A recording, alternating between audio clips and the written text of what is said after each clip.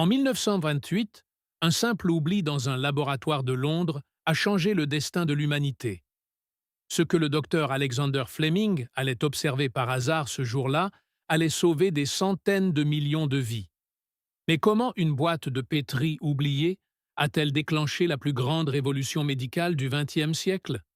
Imaginez un monde où une simple coupure pouvait vous tuer, où une pneumonie ou une infection de la gorge était une condamnation à mort presque certaine. C'était la réalité avant 1928. Et pourtant, tout bascula grâce à un geste anodin. Un chercheur écossais, distrait, laissa traîner des cultures bactériennes dans son laboratoire londonien. Ce qu'il découvrit en revenant allait ouvrir une nouvelle ère pour la médecine et changer la survie de l'humanité. Voici l'histoire incroyable de la pénicilline. Au début du XXe siècle, les maladies infectieuses étaient la première cause de mortalité dans le monde. Une simple éraflure pouvait dégénérer en septicémie fatale, et des infections que nous considérons aujourd'hui comme bénignes, comme l'angine ou l'otite, pouvaient emporter des vies en quelques jours. Les hôpitaux étaient remplis de patients souffrant de pneumonie, de tuberculose ou de gangrène, contre lesquels la médecine restait impuissante. Les médecins ne disposaient que de quelques antiseptiques pour nettoyer les plaies, mais rien n'existait pour agir directement à l'intérieur du corps contre les bactéries. La chirurgie, pourtant en plein essor, était encore redoutée, car le risque d'infection post-opératoire était presque aussi élevé que le danger initial de la maladie. Dans ce contexte, les grandes pandémies de choléra ou de tuberculose faisaient des ravages. La tuberculose seule tuait chaque année des millions de personnes. Les familles redoutaient les fièvres soudaines, les épidémies locales et les complications après un accouchement.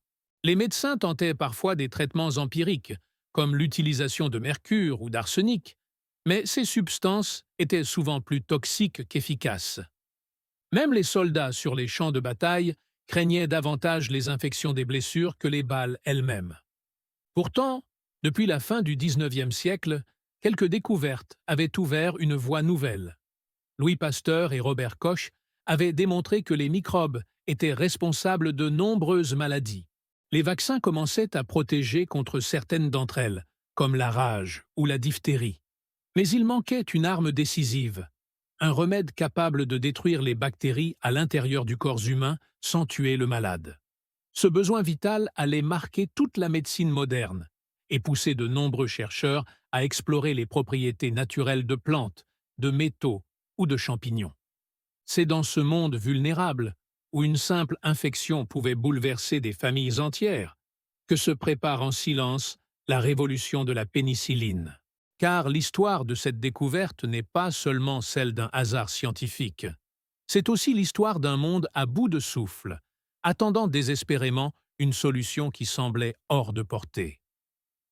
En septembre 1928, Alexander Fleming, bactériologiste écossais travaillant à l'hôpital Saint-Marie de Londres, s'apprêtait à reprendre ses recherches après des vacances. Ses travaux portaient alors sur les staphylocoques, des bactéries responsables de nombreuses infections cutanées et respiratoires. Comme beaucoup de chercheurs de son temps, il cultivait ces bactéries dans des boîtes de pétri, un outil devenu classique pour l'observation microscopique. Mais, à son retour, il remarqua quelque chose d'étrange sur l'une de ces cultures. Une moisissure s'était développée par accident sur le milieu nutritif. Là où ce champignon avait grandi, les colonies de staphylocoques avaient disparu, comme si elles avaient été littéralement dissoutes. Fleming observa la scène avec étonnement. La moisissure appartenait au genre Penicillium notatum, connu des botanistes mais jamais étudié de cette manière en bactériologie. Intrigué, il isola la substance sécrétée par ce champignon et découvrit qu'elle possédait des propriétés extraordinaires. Elle détruisait un grand nombre de bactéries pathogènes, mais n'endommageait pas les cellules humaines. Cette substance, qu'il appela pénicilline, marquait une rupture fondamentale dans la recherche médicale. La force de Fleming ne résidait pas seulement dans l'observation du hasard, mais dans sa capacité à lui donner un sens scientifique. Beaucoup de chercheurs aurait jeté la boîte contaminée. Lui, au contraire, y vit une piste nouvelle et prit le temps de répéter l'expérience, de vérifier les résultats et de publier ses observations en 1929 dans la revue British Journal of Experimental Pathology. Pourtant, sa découverte passa presque inaperçue à l'époque. Le milieu médical n'était pas encore prêt à saisir toute la portée de la pénicilline. Le produit semblait difficile à isoler et instable. Certains collègues considéraient même que l'expérience de Fleming, bien que fascinante, n'aurait pas d'application concrète. Mais derrière ces doutes se cachait une révolution en gestation.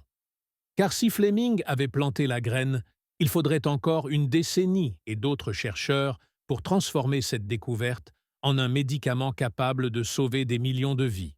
Après la publication de Fleming en 1929, la pénicilline tomba presque dans l'oubli. La molécule paraissait instable, difficile à purifier, et personne ne savait comment en tirer un traitement viable. Mais à la fin des années 1930, deux chercheurs de l'université d'Oxford, Howard Florey, un pathologiste australien, et Ernst Boris Chain, un biochimiste d'origine allemande, décidèrent de reprendre les travaux de Fleming. Leur équipe, soutenue par des financements publics, se lança dans une étude systématique pour isoler, tester et produire la pénicilline en quantité suffisante. En 1940, leurs expériences sur les souris confirmèrent que la pénicilline pouvait guérir des infections mortelles. Enthousiasmés, ils testèrent ensuite le produit sur des patients humains. Le premier essai, en 1941, concerna un policier souffrant d'une septicémie sévère. L'amélioration fut spectaculaire, mais le malade mourut faute d'approvisionnement continu. Ce drame montrait à la fois la puissance de la découverte et l'urgence de résoudre le problème de la production à grande échelle. La Seconde Guerre mondiale changea tout. Les armées alliées avaient un besoin vital d'un médicament capable de sauver les soldats blessés et infectés. Florey et Chain collaborèrent avec des laboratoires britanniques, puis américains, pour mettre au point des techniques industrielles de culture du champignon Penicillium. Aux États-Unis, les chercheurs parvinrent à faire pousser la moisissure dans de grandes cuves grâce à la fermentation en profondeur, une innovation décisive. En 1943, la production industrielle de pénicilline démarra réellement. Les stocks restaient d'abord réservés aux soldats, mais les résultats furent stupéfiants. Les amputations dues aux infections diminuèrent drastiquement et des milliers de vies furent sauvées sur les champs de bataille. En 1944, avant le débarquement de Normandie, les forces alliées disposaient de suffisamment de pénicilline pour traiter les blessés en masse. Ce succès transforma la guerre, mais aussi l'avenir de la médecine civile.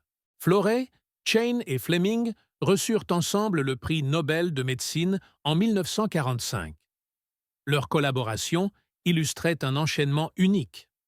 L'observation initiale d'un homme curieux, suivie par la rigueur expérimentale et la mobilisation industrielle, avait donné naissance au premier antibiotique moderne. La pénicilline devenait l'arme tant attendue contre des maladies autrefois implacables. Au lendemain de la Seconde Guerre mondiale, la pénicilline commença à être disponible pour les civils.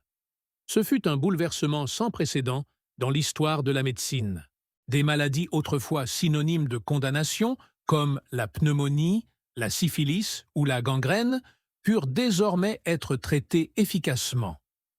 La mortalité infantile chuta rapidement dans de nombreux pays, car les infections respiratoires et les septicémies post-natales, fréquentes jusque-là, devinrent contrôlables.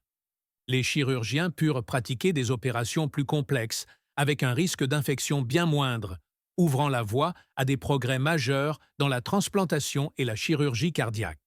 La pénicilline ne se limita pas au domaine hospitalier. Elle transforma aussi la vie quotidienne. Dans les campagnes comme dans les villes, les médecins de famille commencèrent à disposer d'un outil capable de sauver des malades qui, quelques années plus tôt, n'auraient eu aucune chance. Les antibiotiques permirent aux sociétés modernes d'entrer dans une ère où la peur des épidémies bactériennes recula brutalement. La confiance dans la médecine se renforça et l'espérance de vie augmenta de manière significative.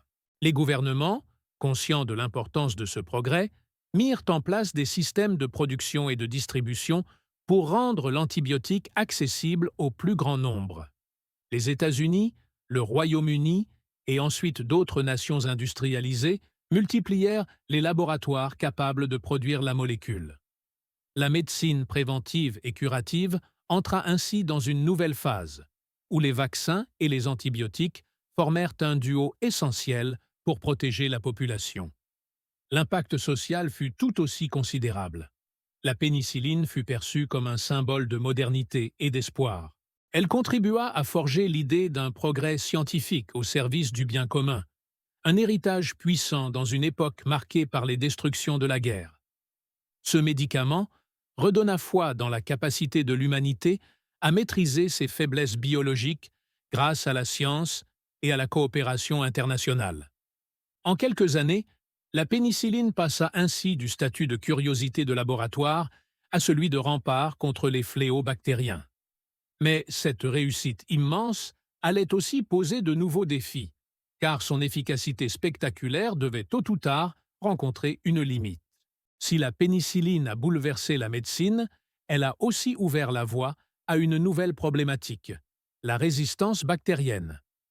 Dès les années 1940, des cas d'infection ne répondant plus au traitement apparurent. Les bactéries, capables de muter rapidement, développèrent des mécanismes de défense pour neutraliser l'action de l'antibiotique.